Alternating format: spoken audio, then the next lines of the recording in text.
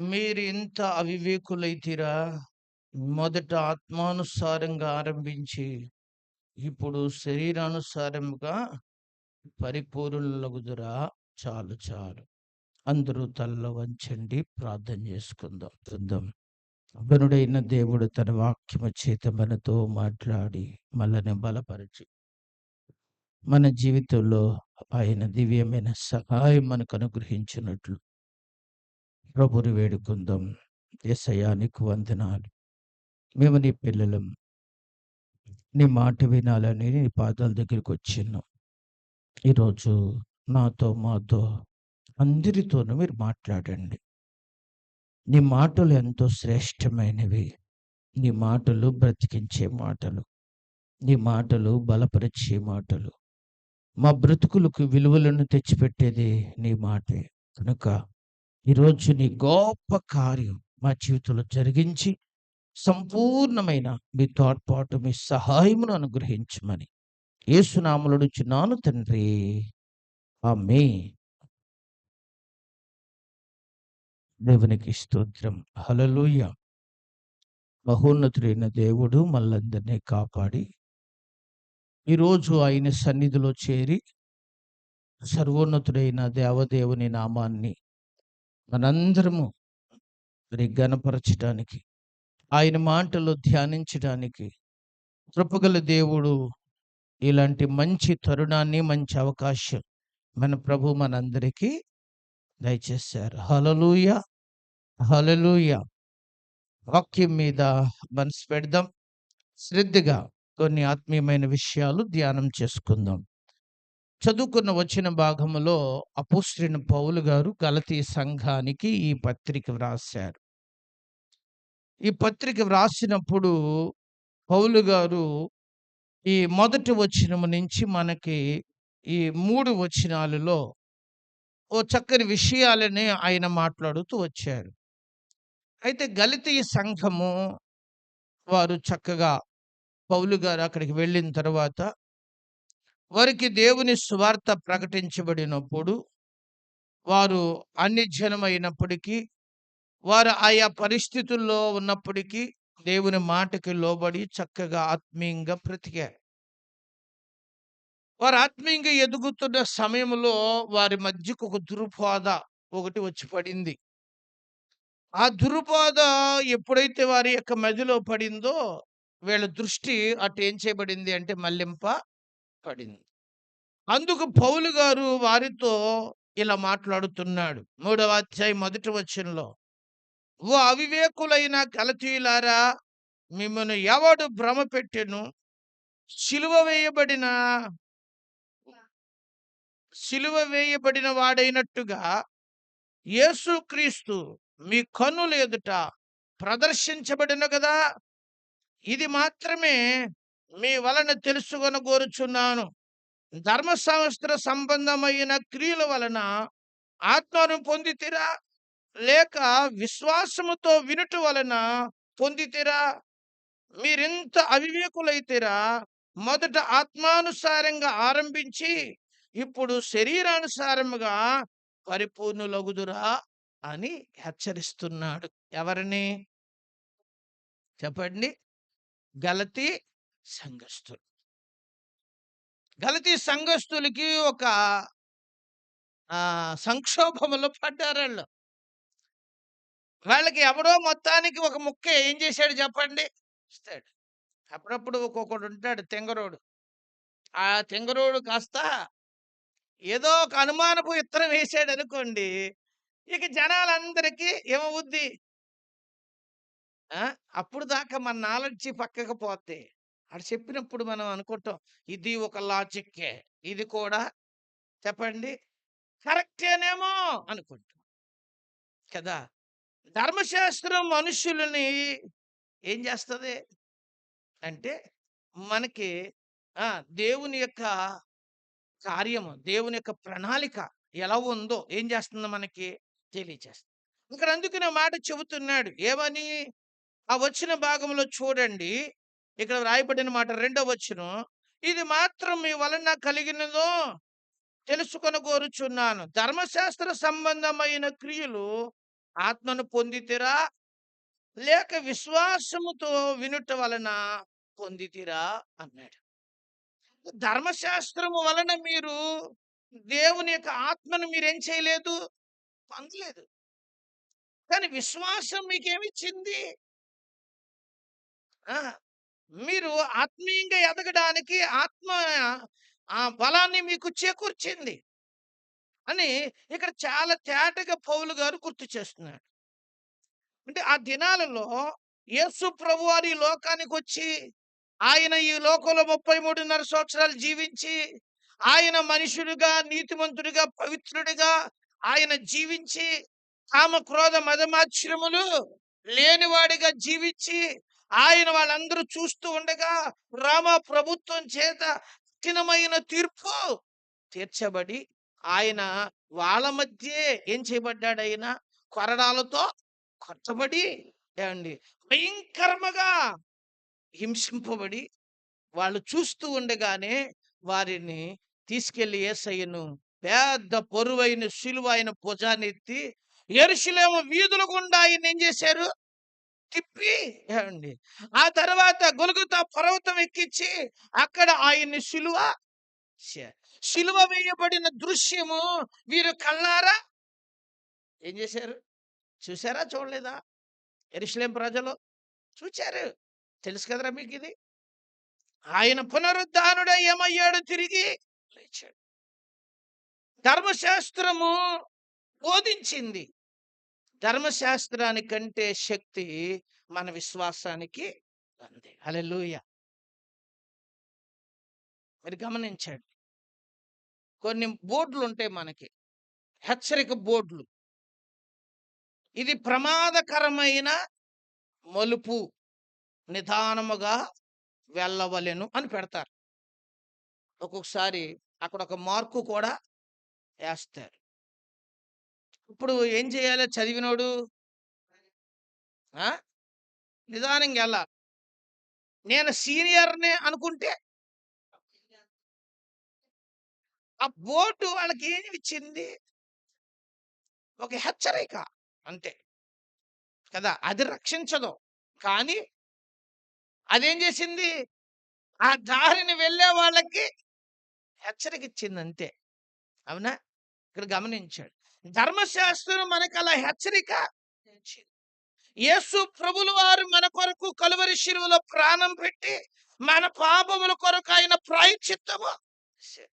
ఇప్పుడు ఆయన్ని నమ్ముట వలన ఆ విశ్వాసం ద్వారా మనం ఏం చేయబడ్డాము? రక్షించబడ్డాం. దేవుని ఆత్మను పొందుకున్నాం, దేవుని మనసును పొందుకున్నాం, దేవుని అడుగు జాడల్లో మనము. హల్లెలూయా! ఈ చిన్న విషయంలోనే వీళ్ళు కొద్దిగా ఏమయ్యారు చెప్పండి? కొద్దిగా బుట్టలో పడ్డారు. ఎవరో. అందుకే పౌలు గారు ఆ విషయాన్ని వాళ్ళతో మాట్లాడుతూ ఈ మాట అన్నాడు. ఏ మాట? మీరు ఎంత అవివేకులైతిరా! మొదట ఆత్మానుసారంగా ఆరంభమై ఇప్పుడు శరీరానుసారముగా పరిపూర్ణులు తరా. ఈ ముక్క నాకు అండి ఆ నా మనసుకు పట్టింది. నిజమే, కొన్నిసార్లు మనుషుల జీవితాలు ఆత్మానుసారంగా ప్రారంభమయ్యి ఎలాగెళ్తున్నాయి? మళ్ళా శరీరానుసారంగా పోతున్నాయి. మొదట ఉన్న తీవ్రత, మొదట ఉన్న ఆసక్తి, మొదట ఉన్నంత ఆత్మీయమైన ఉజ్జీవం మనుషుల్లో ఏమైపోతుంది చెప్పండి? సన్నగిలిపోయి ఎలాగ అయిపోతున్నారు? ఆ లోకానుసారంగా మళ్ళా నడుస్తున్నా. అందుకనే మనం ఇక్కడ గుర్తించాలి. దేవుడు అన్నాడు, ఎవరు అవివేకులు. ఈరోజు నేను చెప్పబోయే విషయం ఏమిటంటే, మనం అవివేకులమా వివేకులమా? అవివేకులమా చెప్పండి, వివేకులమా? ఈ రెండు విషయాలు చెప్తా. ఏ రెండు? అవివేకులు ఎవరు, వివేకులు ఎవరు? మనం వివేకులుగా ఉందామా? చెప్పండి. మనం అవివేకులుగా ఉందా? ఈ రెండు విషయాలని ధ్యానించుకుందాం కొద్ది సమయం కదా. ఇక్కడ మొట్టమొదట దేవుడు మనకిచ్చిన మంచి సామర్థ్యతను బట్టి, మంచి పరిస్థితులను బట్టి మనం ఎలా నడుచుకోవాలి? ఇప్పుడు చిన్న పిల్లలనుకోండి తెలియనోళ్ళు, ఆళ్ళు కొంచెం అవివేకంగా ఏం చేస్తారు? నడుచుకుంటారు. జాగ్రత్తగా మీరు ఆలోచించండి. కొన్నిసార్లు ఇప్పుడు నోట్లో పెట్టుకొని నమిలే అలవాటుంటది చాలా మందికి. ఏది దొరికితే అదేం చేస్తా ఉంటారు. తారు. సెల్ చార్జర్ ఎవరికన్నా దొరికిందనుకో బోట్లో పెట్టారనుకో అది, ఇటే పక్క నోట్లో పెట్టుకొని నమిలితే ఆ! అది పెద్దోళ్ళు చేశారనుకో ఆ పని, ఏమంటారు దాన్ని? ఉంటారు. అవునా? అదే పసిపిల్లలుంటారు. ఆళ్ళ మంచం మీద పడుకోబెడితే, ఆ మంచం మీద అలా అలా దొర్లుతా ఎళ్లి, దాన్ని నోట్లో పెట్టుకున్నారంటే దానికొక పద్ధతండి. ఆళ్ళకి తెలీదాళ్ళకి. అండి. తాళ్ళకి ఎదిగి చెప్పండి. పెళ్ళై ఇద్దరు ముగ్గురిని కన్నవోళ్ళు ఇలాంటి పనులు చేశారనుకో ఏమంటారు ఆళ్ళని? చెప్పరే. అంతేనా? అంటే తెలిసి చేసే దానిని ఏమంటారంటే అవివేకం అంటారు. తెలియక చేసింది గాదు. చెప్పండి. అది వాస్తవం తెలుసు. అది మంచిది కాదని తెలుసు. కానీ చేయటం. దాన్నేమంటారు? అవివేకం. బైబిల్‌లో ఇలాంటి కొంతమందిని, ఎక్కువ మందిని కాదులే మన సమయాన్ని బట్టి నేను చూపిస్తాను. బైబిల్ గ్రంథంలో ఒక ఆమున్నారు. ఆమె చాలా మంచి ప్రవక్తినిగా పిలువబడింది. ఎవరామె? ప్రవక్తిని, మంచి సింగర్, సింగింగ్ టీమ్‌కి లీడర్. ఎవరు? గట్టిగా చెప్పొచ్చుగా? మిరియమ్ గారు. ఎవరావిడి? మంచి సింగరు. అర్థమైందా మీకిక్కడ? సింగింగ్ టీమ్‌కి లీడరు. సింగింగ్ టీమ్‌కి లీడర్ అంటే అందరిని కలుపుకొని, అందరి పాట కలుపుకొని పాడేవాళ్ళు ఎవరు? అంతే. ఈ మధ్య మైకులు ఎక్కువైపోతున్నాయి మనకి. మైకులు ఎక్కువైపోతే ఈళ్ళేమనుకుంటున్నారో నాకు అర్థమవుతలేదు. నా వాయిస్ అందరికి ఇనపడుతుందా? ఇనపడతలేదా? నా వాయిస్ ఇనపడాలంటే ఆళ్ళ వాయిస్‌కి మించి ఏం చేయాలి? పాడాలి. కొద్దిగా సౌండు. ఆ సౌండ్ పెట్టినా పెట్టకపోయినా ఈళ్ళకి నోరెంతుంటే అంత. ఒక్కోసారి మొఖాలు ఉబ్బిపోతున్నాయి గూడా. ఆ! అలా పాడడం కరెక్ట్ కాదు. చక్కగా ఇనసొంపుగా ఒకళ్ళు పాడుతున్నప్పుడు అదే పాటలో ఎనకాల ఊతమిచ్చినట్టుగా ఉండాలి. ఎలా ఉండాలి? అర్థం మీకిక్కడ?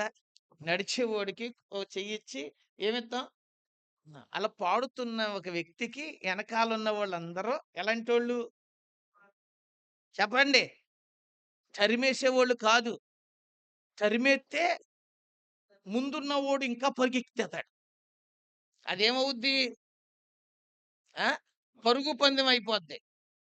పరుగు పందెం అయిపోకూడదు పాట. పాటకి ఎనకాలోళ్ళు ఏం జేయాలి? ఊతమిస్తే ఆళ్ళని పరిగెత్తిచ్చకూడదు. ఆళ్ళకి కొంచెం ఏంటి సపోర్ట్‌గా ఉంటే అందరూ కలిసి ఎవరిని గనపరచాలి. హల్లెలూయా! Group songs పాడేవోళ్ళు నేర్చుకోండిది. ఎవరికి చెప్పాను ఈ మాట? ఆ! గ్రూప్ సాంగ్స్ పాడుతున్నారు కదా! ఆళ్ళకి చెప్తున్నా. సింగిల్‌గా చెప్పడానికి ఆళ్ళు నాకు దొరకరు. నేను ఆళ్ళకేమవ్వను, దొరకను. కాబట్టి ఈ రోజు దొరికింది కాబట్టి అవకాశం, సందర్భం వచ్చింది కాబట్టి విషయాన్ని చెబుతున్నా. అర్థమైంది కదా మీకు? ఎనకాల ఒకళ్ళు స్పీడ్‌గా పాడతా మొదలెడితే ముందోడు ఇంకా పరిగెత్తేత్తాడు. ఆడు పరిగెత్తి, ఈడు పరిగెడితే అప్పుడదేమవుద్ది? పరుగు పందెం అవుద్ది. పాట పరుగు పందెంలాగా ఏం చేయకూడదు? ఆ రాగం తప్పకూడదు. తాళం తప్పకూడదు. అందులో ఇనసొంపుగా ఉండాలి. ఇనసొంపుగా ఉన్నప్పుడు ఆ! మనం ఎనకాలోళ్ళేమివ్వాలి? మీరు ఊతమిస్తే మీతో కలిసి కూర్చున్న కిందున్న వాళ్ళం కూడా ఏం చేత్తాం? మీరు పరుగులు తీసేత్తే అదేదో మాకేమవ్వక అర్థం అవ్వక అసలేం జేయాలో, అసలు సప్పట్లు కొట్టాలో సందిగ్ధంలో ఏమైపోతాము? పడిపోతాం. అందుకు నేను విషయాన్ని గుర్తు చేస్తున్నా. మిరియామక్క ఎలాంటిదంటే, ఆమె పాడతం గాదు. ఆమె కొంతమందిని చక్కగా తనతో కలిపి పాడేటట్లు చేసేది. ఎవరు? అందుకు సింగింగ్ టీమ్ లీడర్ అన్నారు. ఎవరిని? ఆ! లీడర్ అంటే ఊరికనే ఎవరు? ఆళ్ళ కలుపుకొనెళ్ళి ఏం చేసేవాళ్ళు? పాడుతున్న వాళ్ళని ఎవరంటారు? చెప్పరే? హల్లెలూయా! ఆవిడ మంచి ఎవరు? గానం ఉంది ఆవిడ దగ్గర. మంచి పాడగలదు. టీముంది. టీమ్‌ని నడిపిస్తది. టీమ్‌తో కలిసి ఘనంగా పాడుతది. ఇంకంతే కాదు. ఆమె ప్రవక్తిని ప్రవచించే కృపావరం దేవుడు ఆమెకి ఇచ్చాడు. అంత మాత్రమే కాదు. తంబూరా పట్టుకొని బ్రహ్మాండంగా ఏం చేయగలదు? మంచి ఇన్‌స్ట్రుమెంట్ ప్లేయరు. ఎవరు? హల్లెలూయా! వీళ్ళ అన్నయ్య ఉన్నాడు. ఆళ్ళ అన్నయ్య పేరు చెప్పండి? అహరోను గారు. ఆయనకి దేవుడు చాలా వాక్కు శక్తినిచ్చాడు. ఎవరికి? మోషే అంటాడు, "నేను ఎళ్ళలేనయ్యా. నేను మాట్లాడలేను. నేను నోటి మాంద్యము కలవాడిని" అన్నాడు. ఎందుకు నువ్వు భయపడతావు? ఇన్ని సూచనలు ఇచ్చాక కూడా నువ్వు భయపడుతున్నావు. ఎళ్ళు అక్కడ మీ అన్నయ్యన ఎవరున్నారు? అహరోను ఉన్నాడు. నీకు అండగా ఉంటాడు. పెద్దోడు పైగా మంచి జ్ఞానం కలిగినోడు. మాటతనంగా నేర్పరితనము. పద్ధతిగా మాట్లాడి గౌరవప్రదంగా మాట్లాడగలిగిన మాటకారి. ఎవరు? మీ అన్న అక్కడున్నాడు. ఎళ్ళన్నాడు. అందుకే నేను చెబుతున్నా. మిరియాము మంచి టాలెంట్ పర్సన్. చెప్పండి. అహరోను చాలా టాలెంట్ పర్సన్. చాలా సామర్థ్యత కలిగిన వాడు. దేవుడు యాజక సేవ చేయడానికి దేవుడు ఎన్నుకున్న వ్యక్తి. ఎవరు? అహరోను అందరు మనుషుల్లాగా ఉండకూడదు. అహరోను అతని వస్త్రధారణ ప్రత్యేకంగా ఉండాలి. అతడి అంగి ప్రత్యేకంగా ఉండాలి. అతడు గుండెల మీద 12 గోత్రాలు సూచనలు కలిగిన పలక ఎక్కడుండాలి? గుండెల మీద ఉండాలి. హల్లెలూయా! అతి పరిశుద్ధ స్థలములో అడుగుపెట్టి దేవునితో మాట్లాడగలిగిన వ్యక్తిగా ఉండాల్సినోడు ఎవర్రంటే హల్లెలూయా! దేవుడు అలా ఎన్నుకున్నాడు. ఎవరిని? వీళ్ళిద్దరూ కలిసి ఎవరిద్దరు? మిరియాము, అహరోను కలిసి ఓ రోజున సరుక్కుంట మొదలెట్టారు ఈళ్ళు. ఎవరు? దాన్నేమంటారు ఇప్పుడు చెప్పండి? ఆ! చదువుదాం ఒకసారి. లేఖనంలో చూద్దాం. లేఖనంలో చూద్దాం. సంఖ్యాకాండము 12వ అధ్యాయం 11వ వచనం. సంఖ్యాకాండము 12వ అధ్యాయం 11వ వచనం. ఆ! అయ్యో! ప్రభువా! మేము అవివేకులము. హ్మ్. హ్మ్. మా మీద మోపవద్దు. చాలు, చాలు, చాలు, చాలు. ఈ వచనంలో మనం చూస్తే అహరోను గారు చేస్తున్న ప్రార్థన ఇక్కడ మనకి కనిపిస్తుంది. ఎవరి ప్రార్థన? ఎప్పుడు ఈ అహరోను గారు ఈ ప్రార్థన చేశాడు? ఆ! వీళ్ళిద్దరూ కలిసి మోషే మీద ఏం చేశారు? సణుక్కున్నారు. వీళ్ళు సణుక్కుంటే దేవుడు ఏం చేశాడనంటే, రేపు వాళ్ళిద్దరిని గుళ్ళోకి రమ్మను అన్నాడు. ఎక్కడికి? అహరోనుని, మిర్యామును మందిరంలోకి రమ్మన్నాడు. మందిరంలోకి వీళ్ళిద్దరూ వచ్చిన తర్వాత దేవదేవుడు మేఘం మీద వాళ్ళ మధ్యకి వచ్చాడు. వచ్చి అహరోనుతో మిర్యాముతో మాట్లాడుతున్నాడు. ఏమని? ఆ! ఏం మాట్లాడుతున్నాడు? దేవుని వాక్యంలో మీరు చదివితే 7వ వచనంలో ఇలా అంటాడు. అతడు నా ఇల్లంతటిలో నేను గూఢ పావముతో కాదు, దర్శనమిచ్చి ముఖాముఖిగా అతనితో అతడు యెహోవా స్వరూపము నిదానించి కాబట్టి నా సేవకుడైన మోషేకు విరోధముగా మాట్లాడుటకు మీరెలా యెహోవా కోపము వారి మీద అది దేవుని కోపం ఎవరి మీదకొచ్చింది? అంటే ఈళ్ళు ఎవరి మీద సనుక్కున్నారు వినయ్? ఎవరి మీద సనుక్కున్నార్రా? మోషే మీద. ఆళ్ళ తమ్ముడి మీద సనుక్కున్నారు. సనుక్కోడానికి కారణం ఏంటి? సనుక్కోడానికి కారణం కూషు దేశపు స్త్రీని పెళ్లి చేసుకున్నాడు. ఎవరు? మోషే పెళ్లి చేసుకున్నాడు. వీళ్ళ ఆలోచన? ఆ? కూషు దేశపు స్త్రీని ఎందుకు పెళ్లి చేసుకోవాలి? చేసుకుంటే మాకు చెప్పాలి. మేము పెద్దోడిని, నేను ఆడపడుచుని, నాకంటూ ఏమివ్వాలి? కొంత ఆడపడుచు కట్నం రావాలి కదా. మాట్లాడరే ఇక్కడ ఆడపడుచులందరూ అండి, అంతే కదా. చాలా ప్రాధాన్యత ఉంది మనకి. మన ఇద్దరిని పక్కనెట్టాడేంటి అని వాళ్ళు ఏం పడుతున్నారు? అతను పడి ఏంటంటే ప్రవక్త అంట, నాయకుడంట, వీడి మొహం, వీడు చేసే పనులు ఏంటి అని లోన వీళ్ళు ఏం చేస్తున్నారు? ఇలా చేసి వీళ్ళు కుదురుగా ఉంటారా? కొంచెం భేదం వచ్చినోడు తినక ఉండడు, వీడు బ్యాచ్ని తయారు చేస్తాడు. ఎవరు? కొంచెం తేడా వచ్చినోడు ఆడికి ఒక వర్గాన్ని, ఇలాగ ఒక వర్గం చేసుకుని ప్రజల మధ్య కలత ఏం చేశారు వీళ్ళు? చూస్తున్నాడు దేవుడు. ఊరుకునే దేవుడు రా, వాళ్ళిద్దరిని గుళ్ళోకి రమ్మని అన్నాడు. దేవుని మందిరంలోనికి వచ్చాక దేవుడు వీళ్ళతో ముఖాముఖిగా మాట్లాడాడు. ఎవరితో? మోషేతో, అహరోనుతో మాట్లాడుతున్నాడు. ఏమండి, అప్పుడు అహరోను ఈ మాట అన్నాడు. ఏ మాట? అయ్యో నా ప్రభువా, మేము ఎంత అవివేకులము! పాపులమైన మేము చేసిన ఈ పాపము మా మీద. మరి మీ మీద మోపకపోతే ఎవడి మీద మోపాలి? గిజ్జన్ గారు చేసింది ఎవడు? ఇప్పుడు వీళ్ళు ఏమంటున్నారు చెప్పండి? అయ్యో మేము ఎంత ఏం చేసాము? నిజమే కదా. ఒకవేళ మాట్లాడేసి వస్తే, మోషే తప్పు చేస్తే మోషేని దేవుడు గద్దించలేడా? హెచ్చరించలేడా? బుద్ధి చెప్పలేడా? మోషే నాకు తెలవదనుకున్నావా? మోషేతో నేను ముఖాముఖిగా ఏం చేసినవాడిని? అయినా మోషే సంగతి మీకెందుకురా? మోషే సంగతి నేను చూసుకుంటాను కదా, మీరు సనుక్కుంటాం ఏంటి? ఎవరు అని ఎవరు మాట్లాడుతున్నారు? హల్లెలూయా. ఎవరికి ఏ పని అప్పగిస్తే పని చేయాలి. ఎక్స్ట్రా పని చేస్తే చెప్పండి దెబ్బలు తగులుతాయి. ఎవరికి ఏ పని అప్పగిచ్చాడో ఇంటికి యజమానులాగా చేశాడు. ఆ ఇల్లుని జాగ్రత్తగా చూసుకో. ఆ పిల్లల్ని సంరక్షించే బాధ్యత చూసుకో. ఆ పిల్లలు ఎటు తిరుగుతున్నారు, ఏం చేస్తున్నారు, ఎలా చదువుతున్నారో చూసుకో. వాళ్ళు సరైన మార్గంలో పెంచుకో.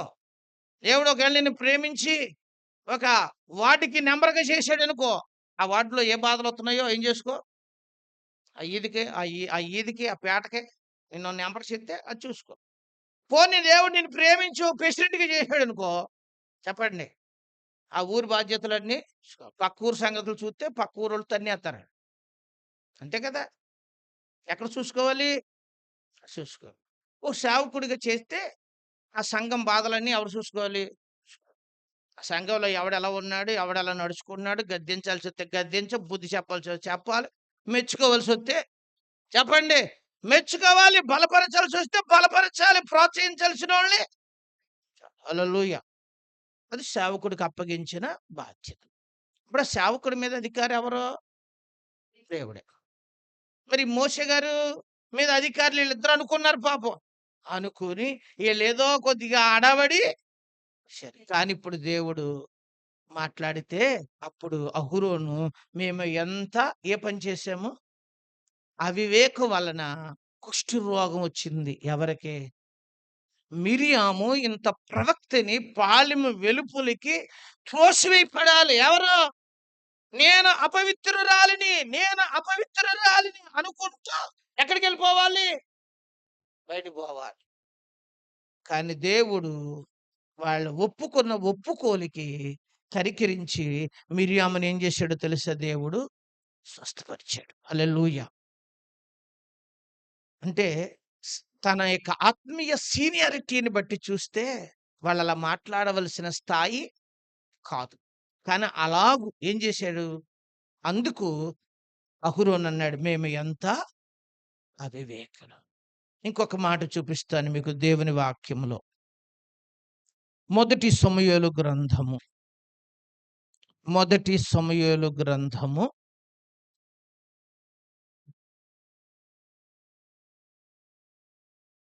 మొదటి సమూయేలు గ్రంథము 13వ అధ్యాయము 13వ వచనాన్ని చదువుకుందాం. 13వ అధ్యాయము 13వ వచనము. అందుకు సమూయేలు ఇట్లనెను, నీ దేవుడైన యెహోవా నీకిచ్చిన ఆజ్ఞలను గైకొనక నీవు అవివేకపు పని చేసితివి. నీ రాజ్యమును ఇశ్రాయేలు మీద సదాకాలము స్థిరపరచుటకు యెహోవా తలంచి ఉండెను. అయితే నీ రాజ్యము చాలు. ఇక్కడ మీరు జాగ్రత్తగా గమనించండి. సమూయేలు ఇశ్రాయేలు మొట్టమొదటి రాజుగా ఉన్న సౌలుతో మాట్లాడిన మాటలు ఇవి. ఎవరితో మాట్లాడిన మాటలు కదా? ఇప్పటికి దేవుడు ఇశ్రాయేలును పరిపాలించడానికి ఏర్పాటు చేసుకున్న రాజు పేరు ఏం పేరు? సౌలు. అతడు అర్హుడు కాదు, కానీ దేవుడే ఎంపిక చేసుకుని ఆ స్థానంలో పెట్టాడు. ఎవరిని? సౌలు. అయితే సౌలు ఒక రోజున ఏం చేశాడు అనంటే, శత్రువులు తన మీదకు యుద్ధానికి రావడానికి సిద్ధము అవుతున్న సమయంలో, దేవా వాళ్ళ మా మీదకి రాకుండా మా కాళ్ళ మీద జయము కలుగునట్లు మేము దేవునికి ఇక్కడ ఒక చక్కటి ఏం చేయబోతున్నాము? బలిపీఠము కట్టి దేవునికి ఒక అర్పణ అర్పించాలి. ఈ అర్పణ అర్పించినప్పుడు మేము చేసే యాగము, ఈ అర్పణ దేవుని దృష్టికి అది ఇంపైనదిగా మారి శత్రువులు మా మీదకి రాకుండా ఏమైపోతారో? పారిపోతారు. హల్లెలూయా. అది ఒకటి. ఇంకా తన బంధువులు, ఆనాటి యొక్క రాజులు, ఆనాటి కొంతమంది జన సమూహము అందరిని పిలిచాడు. ఎవరో? ఆ బలిపీఠానికి ఏం చేయడానికి? అర్పణ అర్పించడానికి. హల్లెలూయా. ఇది మీకు ఇంకా బాగా అర్థం అవ్వాలంటే మీకు ఒక మాటలో చెప్పేస్తాను. మనకి ఎక్కువగా మన బంధువుల్లో, మన ఊర్లో కొంతమంది యాటలు వేసుకుంటారు. తెలుసా మీకు? అప్పుడు ఎవరిని పిలుచుకుంటారు కదా? అలాగా సౌలు గారు కూడా ఇప్పుడు ఏ పని చేసుకుంటున్నాడో ఆ టైప్ ఆఫ్గా ఆ రోజుల్లో దైవికమైన విధానములో ఇలాగూ ఏం చేయాలనుకున్నాడు చెప్పండి? ఒక అర్పణ అర్పించాలనుకున్నాడు. అయితే రావలసిన సమయానికి సమూయేలు గారు రాలా. ఆయనకి ఒక యాజకుడు, ఎవరో ఒక ప్రవక్త, ఒక దీర్ఘదర్శి, ఎవరో ఈయనే న్యాయాధిపతి ఆ దినాల్లో. ఇప్పటికి ఇశ్రాయేలులో సౌలే రాజు. అంతకుముందు ఎవరో లేరు రాజులు. అప్పుడు రాజు ఎవర్రంటే సేవకుడే. అలాంటి పరిస్థితుల్లో చాలా బాధ్యతల్లో నిమగ్నుడై ఉన్నాడు. ఎవరు కదా? కానీ వస్తానని చెప్పాడు. వచ్చేటప్పుడు కొంత సమయం ఏమయ్యింది? లేట్ అయ్యింది. లేట్ అయ్యేటప్పటికి సౌలు గారు ఏమనుకున్నాడంటే, నేనేం తక్కువైనోన్నా? నేను 12 గోత్రాల ప్రజలకు ఎవరిని? రాజుని కాదా? నేను అర్పించకూడదా అని ఏం చేసుకున్నాడు? దేవుని వాక్యంలో మనం చూచినట్లయితే ఇక్కడ ఇలా రాయబడింది చూడండి. ఒకసారి 11వ వచనాన్ని చదువుదాం.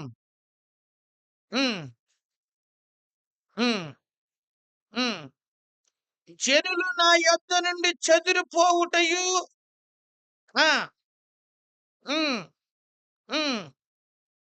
కూడిండుటయు చూచి ఇంకను యెహోవాను శాంతింపక వచ్చి నా మీద పడుదురనుకుని అంతటి నేను సాహసించి ఏం చేశాను? నేను ఇలా జరుగుతుంది, పరిస్థితి ఇలా ఉంది అని చూసి నా అంతటికి నేనే ఏం చేశాను? ఇక్కడ మీరు జాగ్రత్తగా గమనించండి. ఆయన చెప్పిన కారణాలలో కరెక్ట్ పరిస్థితులేవి కనిపించవు కదా! ఇంకో మాట మీకు బాగా గుర్తుపెట్టుకోండి. ఒకటి, జనులు నా యొద్ద నుండి ఏమైపోతున్నారు? అయ్యా! యాజకుడు రావాలి. అర్పణ సరే. కాసేపు ప్రార్థన చేసుకోండి. కాసేపు మన పాటలు, సియోను పాటలు ఏం చేయండి? పాడండి అనాలిగా. ఇది చెయ్యలా ఎవరు? చూసారు. తర్వాత ఇంకో మాట చెబుతున్నాడు. నిర్ణయ కాలము నువ్వేం చేయలేదు? రాకలేదు. ఫిలిష్తీయులు మిక్మాషులో కూడి ఉండుట నేనేం చేశా? ఆళ్ళక్కడ కూడి ఉన్నారు. తర్వాత ఇంకను యెహోవాను అంటే దేవుడు కోపపడి ఉగ్రుడు అంటున్నాడా? ఎవరు? ఎవరినైనా శాంతపరచాలి? చూసారా? అన్నీ వంకర సామెతలని చెబుతున్నాడు. ఇతని మాట ఏంటంటే జనాలు ఏమైపోతున్నారో, అంటే మనుషుల్ని ఏం పరచాలని ఆళ్ళెళ్ళిపోతారేమో. చూసారా? ఒక్కొక్కసారి నేను గమనిస్తూ ఉంటాను. కొన్నిసార్లు ఏదన్నా కథా కార్యక్రమాలప్పుడు సమయం చెబితే పాస్టర్ గారు రారని చెప్పేసి నాకేం చెప్పరు ఈళ్ళు, గిజ్జన్ గారు. టైం చెప్పరు. ఏ టైము? బుధవారం ఓపెనింగ్ అండి అంటారు. నేనేమనుకుంటా ఓపెనింగ్ టైము ఏ టైము? ఆ! చక్కగా పగలపెట్టి 9:00కల్లా ఎళ్ళిపోయి 9:30కి స్టార్ట్ చేసి 10:00కి అందరూ వచ్చాక రిబ్బన్ కటింగు చేసి ఓ చక్కటి ప్రార్థన కూడిక ఏర్పాటు చేద్దాం. ఈళ్ళు అసలు ముహూర్తం ఏం చేసుకుంటారు ఈళ్ళు? పెట్టేసుకుంటారు. ఆ టయానికి అసలైనోళ్ళని పిలిచేసుకుంటారు. బిందెలకి తాళ్ళు, కంకరలు కట్టేసి ఈళ్ళ రౌండ్‌లేసేసి గింజలు కూడా ఏం చేసి జిమ్మేసి, అప్పుడు పాస్టర్ గారు వచ్చేటప్పటికి మళ్ళీ ఏమి ఎలగకుండా ఎలాగుంటారనుకున్నారు ఈళ్ళు? ఏంటమ్మా మీ పనులేంటి? మరి వచ్చిన చుట్టాలు ఎళ్ళిపోతానన్నారు. ఎవరెళ్ళిపోతన్నారు? చూసారా? అక్కడ మనం ఎవరిని గనపరుస్తున్నాం? ఇప్పుడు మీరు గమనించండి. దేవుని వాక్యంలో రాయబడిందేంటో తెలుసా? యెహోవా ఇల్లు కట్టించిన ఎడల కట్టించేవాడు ఎవరు? ఆయన ఆలోచనిచ్చి, బలమిచ్చి, మనస్సుకు ధైర్యాన్ని ఇచ్చి, ఆర్థిక పరిస్థితులు దేవుడు అనుకూలపరిచి, సామర్థ్యతనిచ్చినోడెవరు? ఇప్పుడు ఎవడు మళ్ళీ నీకు మధ్యలో? ఆళ్ళని సంతోషపెట్టడం కొరకు మనం ఎవరిని గనపరచడం మానేత్తాం. క్రైస్తవులు కొన్నిసార్లు దెబ్బలు తినేది ఇక్కడే. ఇక్కడే. దేవునికివ్వాల్సిన స్థానము దేవునికే ఇవ్వాలి. దేవుని ఘనపరచుటలో ఏమాత్రం మనం రాజీ హల్లెలూయా! ఎప్పుడు రాజీ పడకూడదు. దైవ స్థానము ఎవడు ఎన్ని రకాలు చెప్పినా నా దేవునికి ముందు ప్రార్థన చేసుకున్న తర్వాతే అంతే. ప్రార్థన జరిగాకే నువ్వు భోజనాలైనా, నువ్వు విందైనా, నువ్వేమి ఏర్పాటు చేసుకున్నా ఎవరికి ముందు? అక్కడ దైవ కార్యము జరగాల్సింది ఏమవ్వాలి? జరగాలి. సౌలు గారు ఆయన లేట్ అయ్యేటప్పటికి ఈయన చేసాడు. ఎవరు? ఈయన అర్పణలు చేసాడు. అర్పణ చేసేసి నువ్వు వచ్చేటప్పుడు లేట్ అయిపోయింది నేనే చేశానన్నాడు. అప్పుడు సమూయేలు ఏమన్నాడో తెలుసా? 13వ వచనంలో అందుకు సమూయేలు ఇట్లనెను నీ దేవుడైన యెహోవా నీకిచ్చిన ఆజ్ఞలను గైకొనక నీవు అవివేకపు పని చేసావు అన్నాడు. ఏ పని చేసావు? ఏ పని చేసావు? ఇశ్రాయేలు మీద సదాకాలము స్థిరపరచుటకు యెహోవా తలంచి ఎవరిని? సౌలుని దేవుడు ఎలా చేయాలనుకున్నాడంట? అంటే దేవుడు ఎప్పుడు ఒక వ్యక్తిని దీవిస్తే ఆ దీవెన నెల, 2 నెలలు, సంవత్సరం ఉండేది. ఒక తరం ఉండేది కాదు. తరతరములకు దీవించే దేవుడు. హల్లెలూయా! ఆయనిచ్చే దీవెన పర్మనెంట్ దీవెన.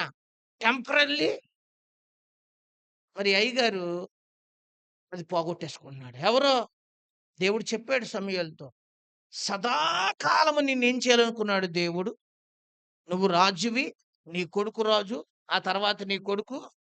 ఒకవేళ లోక రక్షకుడు వస్తే ఎవరి ఇంట్లోంచి రావాలి? సౌలు ఇంట్లో నుంచి రావాలి. ఒకవేళ పిలవబడవలసి వస్తే ఏమని? సౌలు కుమారుడు దావీదుని పిలవాలి. ఎవరు? లేకపోతే ఏండి సౌలు కుమారుడు యేసు ప్రభు అని చెప్పాలి. యేసు ప్రభువారి గురించి గుడ్డోడు ఎలా అంటాడు? దావీదు కుమారుడా అన్నాడు కదా! ఏమని పిలవాల్సి వచ్చింది లేకపోతే? సౌలు చక్కగా బ్రతికితే ఏమన్ను? సౌలు కుమారుడా నన్ను దాటి వెళ్ళకు అందుడు. హల్లెలూయా! మీరు గమనించండి. కానీ ఆ పని చేసుకున్నది ఎవరు? ఆ ఆశీర్వాదం పోగొట్టుకుంది ఎవరు? రాజ్యం పోయింది. ఆ! తరతరాలు ఉంది ఆశీర్వాదం పోయింది. తన బతుకులో ఏం తెచ్చుకున్నాడు? శాపాన్ని. కారణం ఏమంటారు దాన్ని? చెప్పండి. ఇప్పుడు అవివేకం సౌలు జీవితాన్ని ఎంత నష్టపరిచిందో చూసారా? ఎంత నష్టపరిచిందో. మీరు బాగా గుర్తుపెట్టుకోండి. ఇంకొక మాట, ఇంకొక వ్యక్తిని కూడా మీకు చూపిస్తాను. దేవుని వాక్యంలో ఇంకో వ్యక్తిని మీకు పరిచయం చేస్తాను. హ్మ్. రెండవ దినవృత్తాంతముల గ్రంథం. రెండవ దినవృత్తాంతముల గ్రంథం.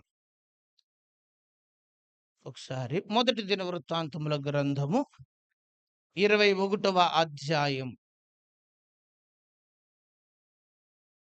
21వ అధ్యాయము 8వ వచనాన్ని చదువుదాం.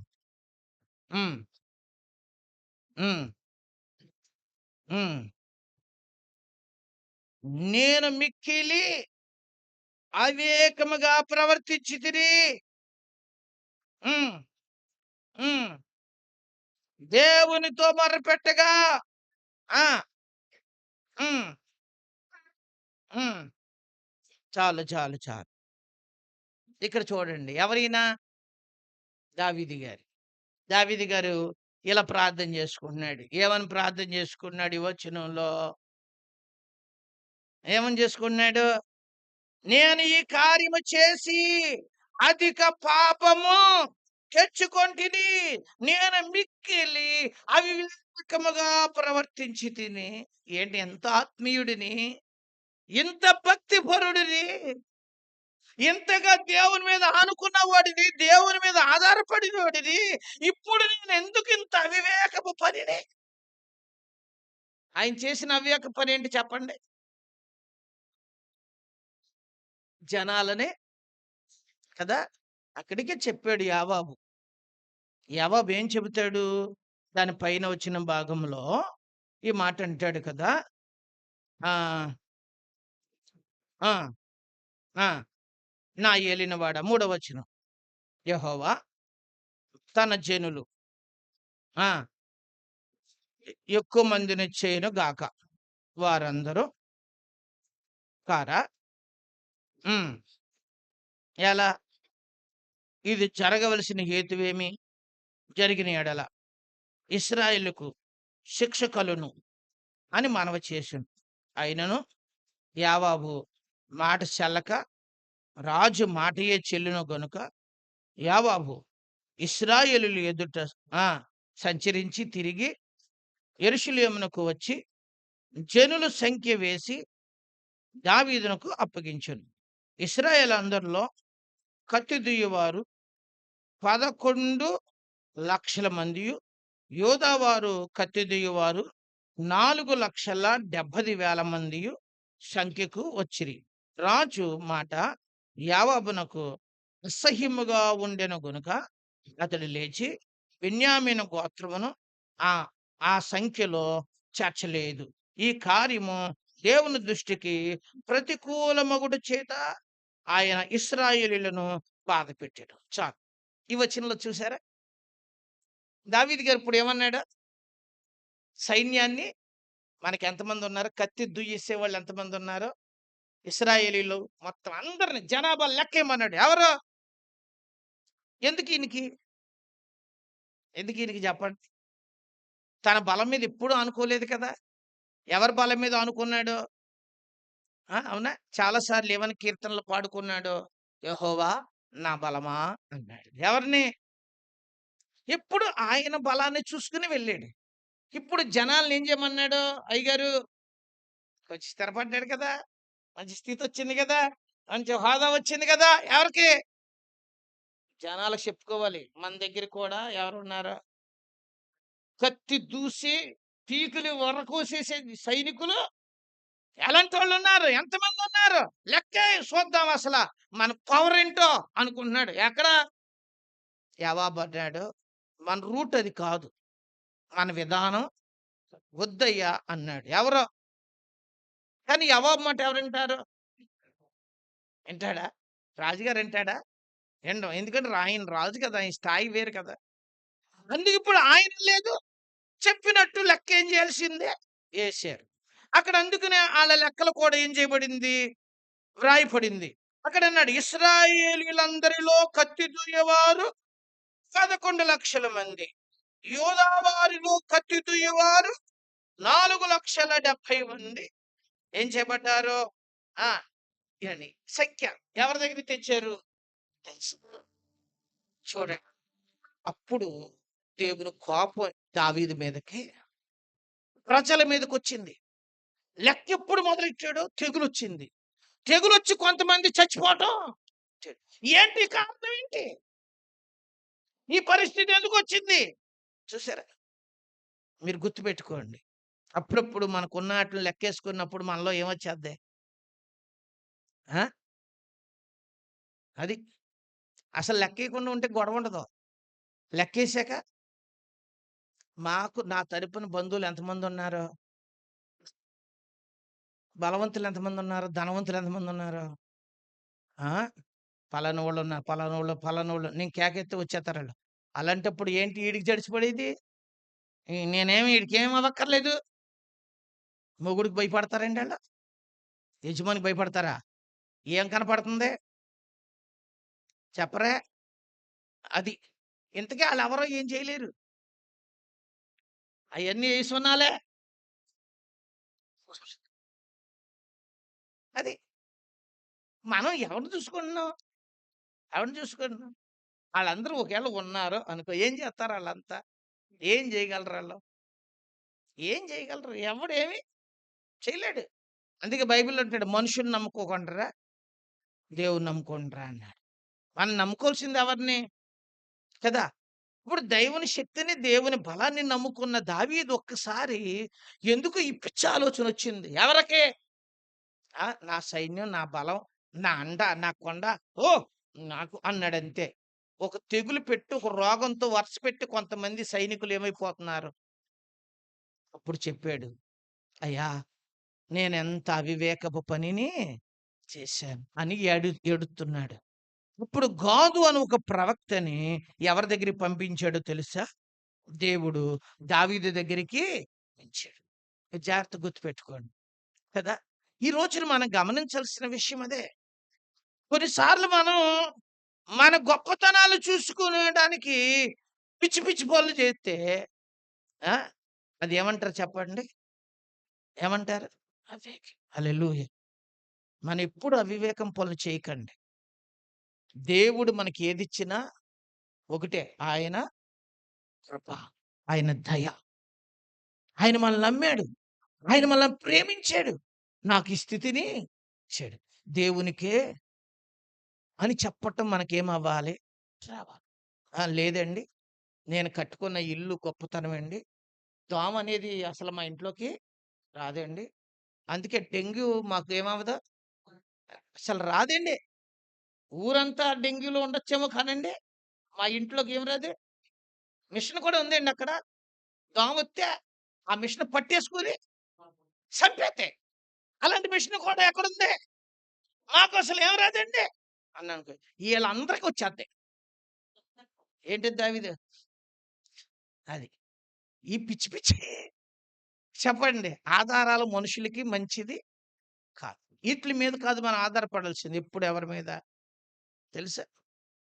మనం తాగే నీళ్ళు అసలు తాగడానికి పనికొచ్చే నీళ్ళు. కానీ ఏం చేస్తున్నాం గిజ్జన్ గారు? ప్యాన్ చేసి తాగేస్తున్నాం. ఆయనే కాపాడుతున్నాడు. మనం తినే ఆహారం చెప్పండి. అంతా కలుషితమైన ఆహారమే. ఏవండి? రియల్‌గా మహా గొప్ప డాక్టర్లుంటారు చూడండి. ఇలాంటి ఆహారాన్ని అసల ఛీ! తినకూడదు. తినకూడదా అంటారు. కానీ మనం ఏం చేస్తాం? ఒక్కసారి కాదు 3 రోజులు తింటాం. ఫ్రిడ్జ్‌లో పెట్టి, మళ్ళీ తీసి, మళ్ళీ పెట్టి, మళ్ళీ తీసి. ఎందుకంటే ఎదవ బతుక్కి పడేత్తాం అంటే ఏమవ్వదో లీలావతి. నచ్చుద్దా? నచ్చదు. అయ్యయ్యో! ఇంత పెట్టి కొనుక్కున్నది పడేత్తావా? వద్దొద్దులే ఫ్రిడ్జ్‌లో పెట్టు. మళ్ళీ తీ, మళ్ళీ తిను, మళ్ళీ పెట్టు. అసలు ఇలా చేత్తే బతుకుతామా? సత్తామా? పడేత్తానికి ఏమి లేక. ఆ! అది. చూసారా? మనం తినే తిండిలోనూ భద్రత లేదు. తాగే నీళ్ళు, పీల్చే గాలిలోను, మనం ఉన్న వాతావరణం కేవలం బతుకుతున్నామంటే హల్లెలూయా! అది మనం గుర్తుపెట్టుకోవాలి ఎప్పుడూను. నా గొప్పతనం ఏం కాదు. దేవుడే మనలని నా ప్రొటెక్షన్ నాకు క్షేమం ఇవ్వలేదు. నాకు భద్రతనిచ్చే దేవుడు నాకేమిస్తున్నాడు. అది మనం నమ్మి ఎప్పుడు దేవుడిని ఏం చేయాలి. కానీ దావీదు నేను చాలా ఎవరిని అని ఎప్పుడు అనుకున్నాడో భయంకరమైన శ్రమ ఎవరు ఎదుర్కొన్నాడు. అందుకని దావీదంటాడు నేను ఎంత వివేకిని. చూసారా? ఇక్కడ ముగ్గురు ఆత్మీయులు, ముగ్గురు భక్తులు, ముగ్గురు దేవుని సామర్థ్యతని ఎరిగిన వాళ్ళు. కానీ ఏం చేశారు కదా! గలతీ సంఘానికి అపోస్తలుడైన పౌలు మాట్లాడుతూ, "ఓ గలతీయులారా మీరు ఇంత అవివేకులైతిరా" అన్నాడు. చూసారా? కొన్నిసార్లు మనం కూడా అలాగే ఏమైపోతాం చెప్పండి? అవివేకంగా ఆలోచిస్తున్నామేమో. మనల్ని మనం చాలా జాగ్రత్తగా చూసుకోవాల్సిన అవసరత ఎంతైనా ఉంది. ఈరోజు మిమ్మల్ని మీరు గుర్తుపెట్టుకోండి. మిమ్మల్ని మీరు గుర్తుపెట్టుకోండి. 3 సందర్భాల్లో కూడా మనం చూసింది ఒకటే. ఏవండి? ఒకటి అక్కడ మనం చూస్తూ ఉంటే మిరియాము నేను చాలా భక్తి పరురాలిని అనుకుంది. అహరోను నేను ఎవరిని? నేనొక అన్నని అనుకున్నాడు. కానీ మోషే విషయంలో వాళ్ళు సనిగినందుకు వారు ఎంత అవివేకపు పని చేశారు. అది మా పని కాదు. కానీ మేము ఎందుకిలా చేశాము అని తర్వాత ఏమయ్యారు చెప్పండి? పశ్చాత్తాప పడ్డారు. సమూయేలు సౌలుని చెబుతున్నాడు. ఎందుకు సౌలు ఇంత అవివేకపు పని? నీ స్థాయి ఏంటి? నువ్వు ఏ స్థాయిలో ఉన్నావు? నువ్వు రాజు స్థాయిలో ఉన్నావు. యాజకుడు చేయాల్సింది నువ్వు చేస్తావేంటి అసల? ఎందుకింత ఏం చేశావు నువ్వు? అది. నీ స్థానాన్ని నువ్వేమైపోయావు? మర్చిపోయి నీ స్థానం కాని వేరే స్థానంలో నువ్వు నిలబడటం నీవు శాశ్వతమైన ఏం పోగొట్టుకున్నావు? ఆశీర్వాదాన్ని పోగొట్టుకున్నావు. దావీదు నువ్వు లెక్కించాల్సింది అది కాదు కదా! కానీ నువ్వెందుకు ఇలా ఏం చేశావు? అప్పుడు దావీదుకి నేనెంత ఏం చేశానన్నాడు? ఈరోజు నేను అదే చెబుతాను. మనం కూడా ఎప్పుడైనా ఏ విషయాల్లోనైనా అవివేకంగా ప్రవర్తిస్తూ ఉంటామేమో. మనల్ని మనం జాగ్రత్తగా ఏం చేసుకోవాలి? ఏం చేయాలి చెప్పండి? జాగ్రత్తగా చూసుకోవలసిన అవసరత ఎవరి మీద ఉంది? ఎఫెసీయులకు రాసిన పత్రిక 5వ అధ్యాయము 17వ వచనాన్ని చదువుదాం ఒకసారి. ఇందు నిమిత్తము మీరు అవివేకులు కాక ఆ! ప్రభు యొక్క చిత్తమేమిటో గ్రహించి మరియు హ్మ్. హ్మ్. ఆ! మద్యముతో మత్తులై ఉండకుడి. దానిలో దుర్వ్యాపారము చాలు. ఇక్కడ ఈ మాట రాస్తున్నాడు. మీరు ఈ యొక్క వచన భాగాల్లో చదివినప్పుడు పై సందర్భం ఏమన్నాడు అనంటే, దినములు చెడ్డవిరబ్బాయి. సమయాన్ని మీరేం చేయకండి. అవును. మీరు సమయాన్ని చక్కగా సద్వినియోగము చేసుకో. అజ్ఞానులు సమయాన్ని దుర్వినియోగము మీరలా చేయకండి అని చెప్పి ఇప్పుడు ఇలా అంటాడు. ఇందు విషయమే మీరు అవివేకులు కాక ప్రభు యొక్క చిత్తమేమిటో గ్రహించుకొనుడి. ఎవరి చిత్తం? ఎవరి చిత్తం? అది తెలుసుకోండి ముందు. దేవుని చిత్తమేంటో ఏం చేయండి? తెలుసుకోండి. నేను చాలా సార్లు చెబుతాను పెళ్ళిళ్ళప్పుడు. మీరు అక్కడ పిల్ల ఉంది, ఇక్కడ పిల్లోడున్నాడు, ఈడు చూడు ఎలా ఉంటది నాగేశ్వరరావు గారు? సూపర్‌గా ఉంటది. చేసేదా అంటారీళ్ళు. అండ్ మధ్యవోళ్ళు ఎవరు చెప్పినా చేసుకునేవోళ్ళు ఒకటి ఆలోచించాలి. ఇది ఎవరి చిత్తము? దేవుని చిత్తం. అమ్మా బాబులు ఆలోచన ఒకటైతే చెప్పండి. ఆ! బంధువులు, స్నేహితులు చెప్పేది ఒకటవ్వచ్చు. కానీ చేసుకునేవాళ్ళున్నారే ఇది ఎవరి చిత్తము? అది తెలుసుకోవాలి. హల్లెలూయా! దేవుడు ఈమెను నాకివ్వటం ఎవరి చిత్తం? అతనిని నా భాగస్వామికి ఇవ్వటం అది ఎవరి చిత్తం? చిత్తం. అనేమవ్వాలి? చెప్పండి. అది దేవుని పాదాల దగ్గర ప్రార్థించి దైవ చిత్తాన్ని పరీక్షించి తెలుసుకోండి. ఒక మహతల్లి ఏమంది అంటే నాతో, పెళ్ళైపోయి పిల్లోడికో పిల్ల పుట్టేసాక, ఇప్పుడు దేవుని చిత్తాన్ని నేను పరీక్షిస్తున్నానంది. ఎప్పుడు? దిమ్మ తిరిగిపోయింది నాకు జోష్న గారికి. ఎప్పుడు పరీక్షించాలి? ఏవండి? ఇప్పుడు పిల్ల పుట్టిన తర్వాత అమ్మ శుభ్రం కాపురానికెళ్ళిపో. ఆ! నీ కుండ నువ్వు వండేసుకో లేపోతే అని నేను చెబితేనికెళ్తే, నేనిప్పుడు అప్పుడే ఎళ్ళనండి. అప్పుడు సరిగ్గా నేను దేవుని చిత్తం ఏం చేయలేకపోయాను, తెలుసుకోలేకపోయాను. ఇప్పుడు నేను ఎవరి చిత్తం తెలుసుకోవాలి? ఎప్పుడు తెలుసుకుంటారు మీరు? చెప్ప అంటే ఇష్టం వచ్చినట్టు వాడేయకూడదు దేవుని పదాలని. జాగ్రత్తగా మీరు అర్థం చేసుకోండి. ముందు ఎవరి చిత్తం? ఇది దేవుని చిత్తం. దేవుని చిత్తమైంది కాబట్టి దేవుడు నా దాకా ఈ సంబంధాన్ని తెచ్చాడు. ఇది ఎవరి ఏర్పాటు? అంగీకరించాం. అంగీకరించినప్పుడు మనము దానికి ఏమై ఉండాలి? విధేయులము ఉంది. దాని కొరకు ప్రార్థన చెయ్యి. అక్కడెందుకునే మీకు చదవబడిన వచనంలో ఆ మాట రాస్తాడు. చూడండి. ఇందు నిమిత్తం మీరు అవేకులు కాక ప్రభువు యొక్క చిత్తమేమిటో ఏం చెయ్యండి? గ్రహించుకొనుడి. ఎవరి చిత్తం గ్రహించండి? చదువు విషయంలోనా? భవిష్యత్తు విషయంలోనా? అది నీవు ఇల్లు విషయంలోనా?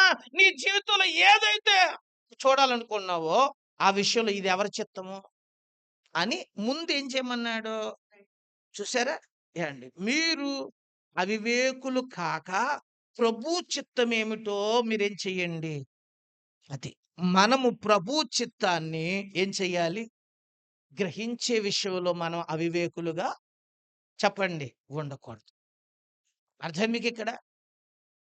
ఇందాక నేను చెప్పిన విషయం ఉంది ఆ మ్యారేజి.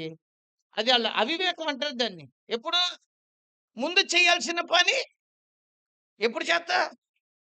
తర్వాత దేవుడు తన చిత్తాన్ని బయలుపరిచి చేసుకోవద్దని ఇక నుంచి ఎళ్ళొద్దన్నాడనుకో ఏంటి గతి? ఏ శిరీష ఇప్పుడు ఎళ్ళొద్దన్నాడు. ఎక్కడికి? అత్తోరింటికి అడుగెట్టకు అన్నాడనుకోండి. ఇప్పుడేంటి గిజ్జోని గారు? ఈ మహత్తల అమ్మ దగ్గర ఉంటదనుకుందాం. మరి ఆ పుట్టిన పిల్ల ఆ! ఏదో అంటున్నాడీడు. ఆళ్ళమ్మ దగ్గర ఉంటదంటున్నాడాడు. ఆ! ఏవండీ? అర్థం మీకిక్కడ? ఎంత దాన్నేమంటారు చెప్పండి? వివేకమా? అవివేకమా? అవివేకం. అవివేకం. ముందే ఏం చెయ్యి? దేవుని చిత్తాన్ని పరీక్షించు. దేవుడు తన చిత్తాన్ని మనకి బయలుస్తాడు. హల్లెలూయా! కలలో, దర్శనంలో, సేవకుల నోట ద్వారా లేకపోతే ఒక్కొక్కసారి వాక్యం చదువుతుంటే ఆ వాక్యములో ఒక్క పదం నిన్ను ముందుకి, వెనక్కి కదలకుండా అక్కడే ఆపుద్ది. ఆ మాట నీతో ఏం చేస్తా ఉంటది? వాక్యం ద్వారా దేవుడు తన చిత్తాన్ని మనకేం చేస్తాడు? హల్లెలూయా! అర్థం మీకిక్కడ?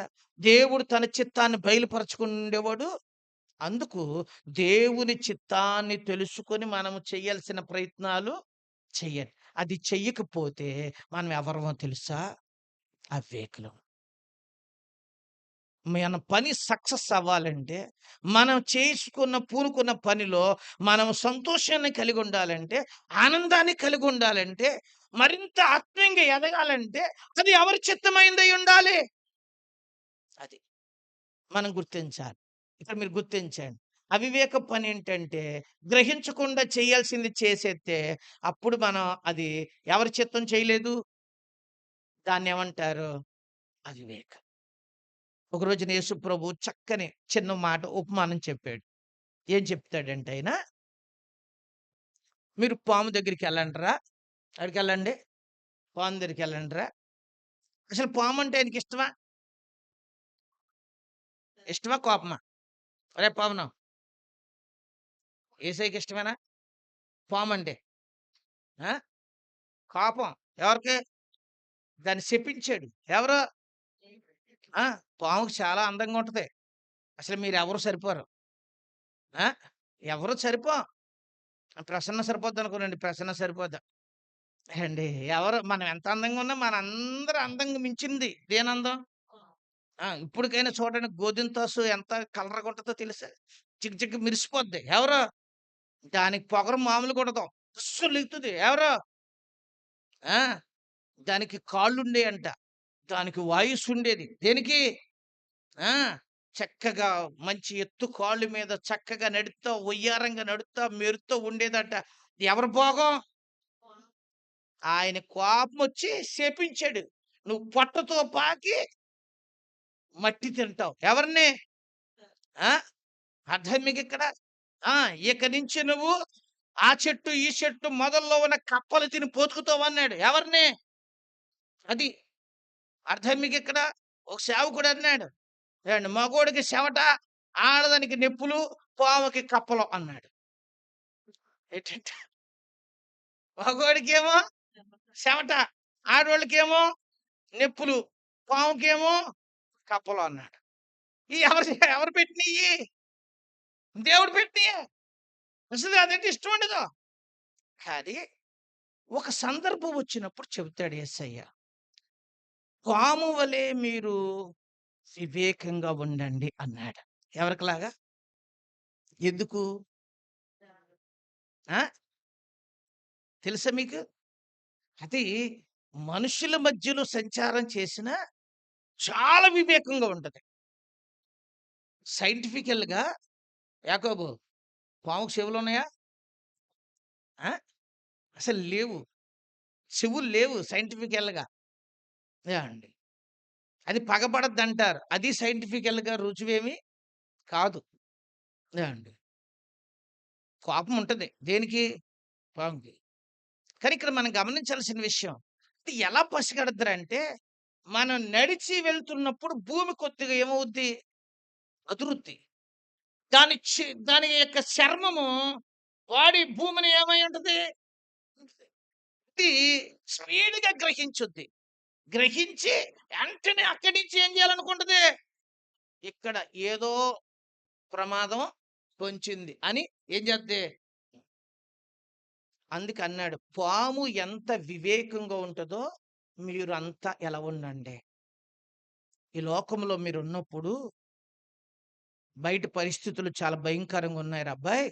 యేసు ప్రభు తన శిష్య బృందానికి మీరు పావురం వలె నిష్పాట్యముగాను, పాములాంటి ఏమయ్యుండండి? వివేకం కలిగి ఉండండి అని చెప్పాడు. అందుకనే మనకి ఏం కావాలి చెప్పండి? ఏం కావాలి? మంచి వివేకం కావాలి. లోకములో ఎవరి చేత మనము నిందించబడకుండా ఉండేటట్లుగా మనం వివేకంగా మన సాక్ష్యమును కాపాడుకొని, మన భక్తిని కాపాడుకొని, మన ఆత్మీయత కాపాడుకొని, మనము దేవునికి ప్రీతిపాత్రులుగా జీవించుట కొరకు మనము గొప్ప వివేకమును జీవించాలి. హల్లెలూయా! సమయం అయిపోయింది కాబట్టి గుర్తు చేస్తున్నాను. సామెతల గ్రంథములో సొలొమోను చేత చాలా విషయాలు రాస్తాడు. దేని గురించి? వివేకమును గురించి. వివేకం లేని సుందర స్త్రీ పందిముక్కునున్న బంగారపు కమ్మి వంటిది అంటాడు. ఎవరు? ఆ! వివేకం లేకపోతే సుందర స్త్రీ అంటే అందంగా ఉన్న స్త్రీకి బంగారం తన అందం దేనితో పోల్చాడు అంటే పంది ముక్కుకు పెట్టిన బంగారపు కమ్మితో పోల్చాడు. పంది ముక్కుకి బంగారపు కమ్మి పెడితే అది ఏం చేస్తది? ఒరే వినయ్, పంది ముక్కుకి బంగారు కమ్మి పెడితే నేను ఎప్పటికీ బురదలో పెట్టను. నా ముక్కుకి మామూలుగానే కాసు సాలదు. ఎంత కావాలి? ఆ! ఓ 3 కాసులన్నా పెట్టాలి. 3 కాసులంటే 3,00,000 పెట్టాలి. ఎవరికి? 3,00,000 నా ముక్కుకు పెట్టాడు నా ఓనరు అని అదేం పెట్టదా? పెట్టదా? గబిక్కిన పెట్టేద్ది. ఎందులో? వివేకము లేని సుందర స్త్రీ కూడా ఎలాంటిదన్నాడు తెలుసా?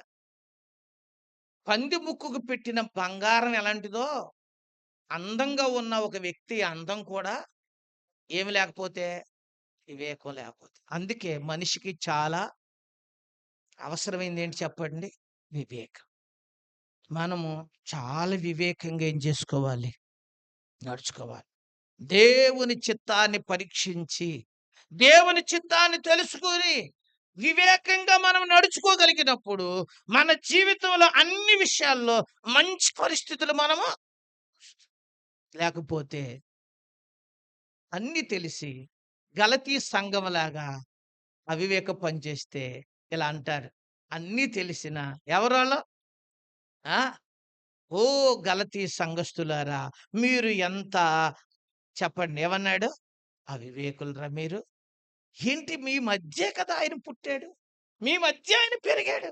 మీ మధ్య ఆయన సిలువ వేయించబడ్డాడు. తెలుసు కదా! ఆ! మీరింకా ధర్మశాస్త్రం అంటారేంట్రా? అని ఎవరు మాట్లాడుతున్నారు? ఈరోజు కూడా మీరు గుర్తుపెట్టుకోండి. మనము అవివేకులుగా ఉండకూడదు. మనం ఎలా ఉండాలి? వివేక్ వివేకంగా ఉన్నవాడు తన ప్రాణాన్ని రక్షించుకుంటాడు. ఏం చేసుకుంటాడు? తన ఆత్మని రక్షించుకొని పాతాళానికి వెళ్ళకుండా మారుమనసు పొంది బాప్తిసం పొంది ఆత్మీయంగా ఏం చేస్తాడో జీవిస్తాడు. లోకపు దుమ్ము దోగర మన మీద పడకుండా మంచి సాక్ష్యాన్ని కలిగి జీవిస్తాడు. ఏం కలిగిన వాడు? వివేకం కలిగిన వాడు. వివేకం కలిగిన వాడు ప్రభు రాకడ ఎప్పుడొస్తుందో తెలియదు. ఆడు పోకడెప్పుడో కానీ అనుక్షణము సిద్ధపాటు ఉంటాడు. కాబట్టి మన జీవితాన్ని ఒకసారి పరిశీలన చేసుకుని దేవుని పాదాల దగ్గర ప్రార్థన చేసుకుందాం. అందరూ మోకరించండి. ప్రతి ఒక్కరు మోకరించి మనం ప్రభు పాదాల దగ్గర ప్రార్థన చేద్దాం. యేసయ్యా, ఈరోజు దేవా నీ సేవకుల ద్వారా మాతో మాట్లాడావు నాయన. అయ్యా, అవివేకులు వివేకుల గురించి మాతో మాట్లాడావు. మేము అవివేకులుగా ఉండకూడదు. మేము వివేకులుగా ఉండాలి. అందరూ ప్రార్థన చేసుకోండి. ప్రతి ఒక్కరు ప్రార్థన చేసుకోండి. ఎంతో మంచి సింగర్‌గా ఉన్న, ప్రవక్తనిలాగా ఉన్న మిరియాము, అహరోను అవివేకపు పని చేశారు. అహరోను పెద్ద కేక వేస్తున్నాడు. అయ్యో! మేము ఎంత అవివేకపు పని చేశామే అని బాధపడుతున్నాడు. ఒకవేళ ఎప్పుడైనా మీరు అవివేక పని చేసి నష్టపోతే ఇప్పుడైనా దేవుని దగ్గర ఒప్పుకోనండి. రాంగ్ స్టెప్ ఎప్పుడైనా యేసుంటే మీ పెళ్లి విషయంలో, మీ ఇల్లు విషయంలో, మీ బిడ్డల విషయంలో ఎక్కడైనా పొరపాటు పడి ఉంటే ఇప్పుడు దేవుని దగ్గర ఒప్పుకోండి. ఆనాడు మిరియాము, అహరోను ఒప్పుకున్నారు. మేమెంత అవివేకపు పని చేశాము. దేవుడు కనికరించి స్వస్థపరిచాడు. సమూయేలు చెబుతున్నాడు సౌలుతో, నువ్వెంత అవివేకం పని చేశావు. అతడు అవివేకం పని చేశాడు గాని అతడు ఒప్పుకోలేదు, దిద్దుకోలేదు, సరి చేసుకోలేదు, నష్టపోయాడు. అన్ని తెలిసి దావీదు అవివేక పని చేశాడు, ఏడ్చాడు, కానీ నష్టం మాత్రం చూడాల్సి వచ్చింది. తెలిసి చేసిన శిక్ష అనుభవించాల్సి వచ్చింది. ఈరోజు దేవుని పాదాల దగ్గర ప్రార్థన చేద్దాం. ప్రభువా, మేము అజ్ఞానుల వలె కాక జ్ఞానుల్లాగా మా సమయాన్ని మేము సద్వినియోగం చేసుకొని తండ్రి, మేము నీ చిత్తాన్ని ప్రభువా మేము గ్రహించడానికి మాకు సహాయం చేయి. మేము వివేకము కలిగిన వారిగా నీ చిత్తాన్ని తెలుసుకొని నడవటం నాకు సహాయం చేయి. ఈరోజు అందరూ దేవుని అడగండి. దేవుని అడగండి. ప్రభువా, మేము అవివేకులుగా వివేకంతో నీ చిత్తాన్ని తెలుసుకొని నడవటం మాకు నేర్పించు నాయనా. వివేకం కలిగి, దేవా నీ చిత్తాన్ని తెలుసుకొని రక్షణ పొందడానికి, ఆత్మీయంగా ఎదగడానికి, నీ రాకడలో ఎత్తబడడానికి, సిద్ధపడడానికి మాకు వివేకం దయచేయండి. అందరూ దేవుని దగ్గర ప్రార్థన చేసుకోండి. చాలా సార్లు అవివేకం మనల్ని నష్టపరిచింది. అవివేకం మనల్ని దుఃఖపరిచింది. ఏదో కలిసి వస్తుంది అనుకున్నాం, సంతోషం కలుగుద్ది అనుకున్నాం, కానీ అది మనకెంతో కష్టాలు తెచ్చిపెడుతుంది. ప్రతి ఒక్కరు ప్రార్థన చేసుకోండి.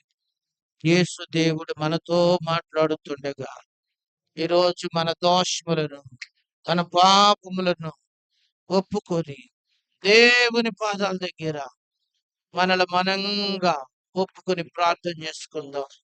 అందరూ ప్రార్థన చేయండి. అందరూ ప్రార్థన చేయండి. పరలోకపు తండ్రి, సర్వోన్నతుడైన మన ప్రభువు మనతో మాట్లాడిన మాటలు